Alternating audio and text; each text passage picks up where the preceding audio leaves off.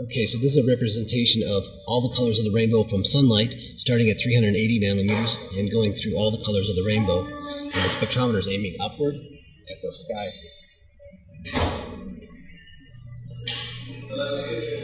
This is a screen, and this is what's coming off of our devices, iPads, smartphones. And you can see the amount of blue light is the greatest amount that's coming off these devices. Dr. Gosling was using a spectrometer developed by Perfect Square in conjunction with the app SPECTRAL. Let's quickly review what blue light is. Blue light is part of the visible light spectrum. It has always been with us, primarily via the sun.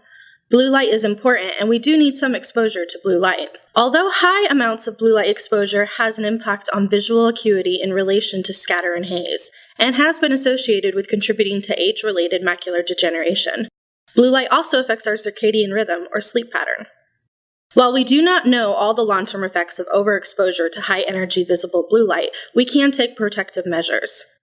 Let's take a look at what's available. We'll start by looking at blue light in the 380 to 420 range, which is primarily associated with scatter haze. And then this is the polymer, the new polymer, and we're looking at light between 400 and 410 nanometers right in this box itself. So first we'll capture this,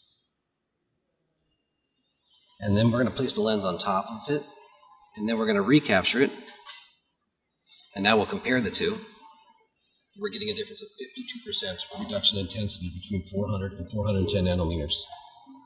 This is Blue Tech, and we're again measuring between 400 and 410. So we'll first again capture this, and now placing the lens on top, we will recapture, and then we'll compare. And we're getting an intensity of 52% intensity drop. So here's recharge, and again we're concentrating between 400 and 410. So we'll first capture. Now we'll place over the spectrometer, recapture, and compare an intensity drop of 19%. Now let's take a look at blue light in the 420 to 460 range, which is primarily associated with the increased risk of age-related macular degeneration. So now we're going back to the polymer, and we're concentrating on here between 430 and 450, most dangerous wavelengths to the eye. We're going to capture, placing it over the spectrometer, and then we'll recapture, and then we're going to make the comparison. An intensity drop of 3% between 430 and 450. This is Blue Tech lens, and again we're concentrating on the 430 to 450 range. So we will begin by capturing, placing the lens on top, and recapturing, comparing, getting intensity drop of 15. This is the recharge. Again, we're concentrating between 430 and 450. So we will just clear this, capture, place the lens on top, recapture, make the comparison, 9%.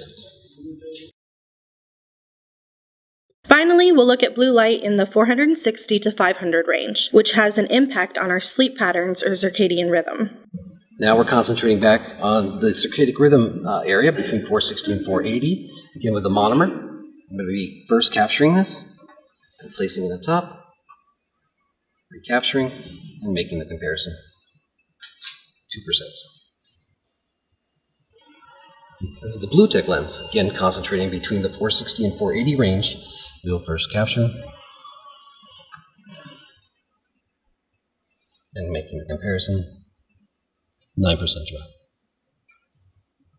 This is recharge. And again, we're concentrating between 460 and 480.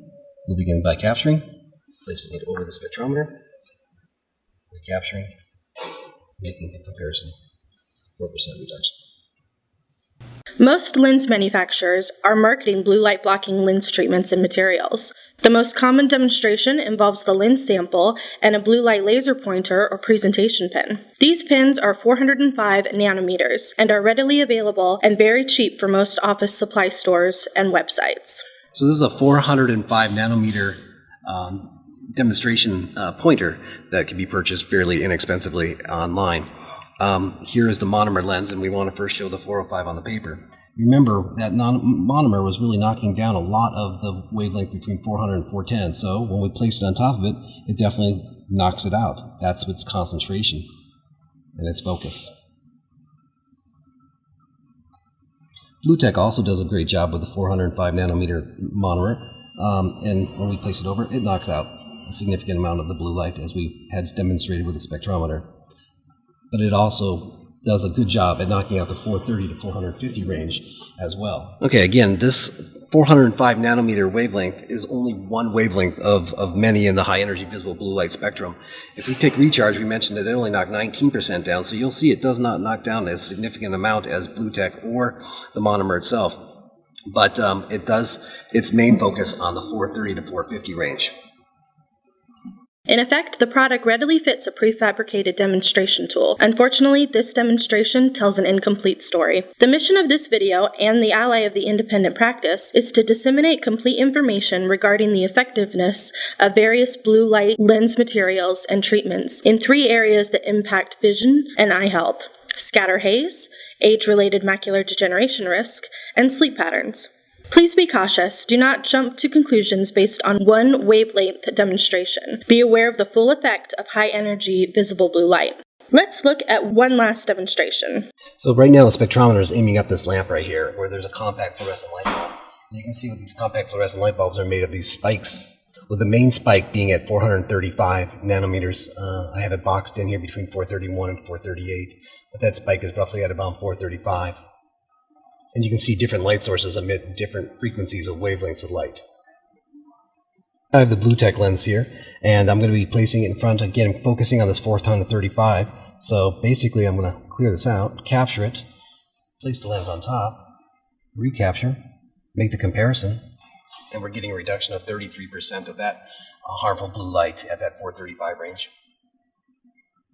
So again, here we're looking at the 435 range, and we're going to be using the monomer now. I'm going to be first capturing, then placing the lens on top, and then recapturing, and making that comparison of a reduction of 4% at 435. So again, we're looking at the 435 range with the compact fluorescent light bulb. I'll capture it. We have recharge now. I'll place recharge in front of it. I'll recapture, and we're getting a comparison of 19% reduction.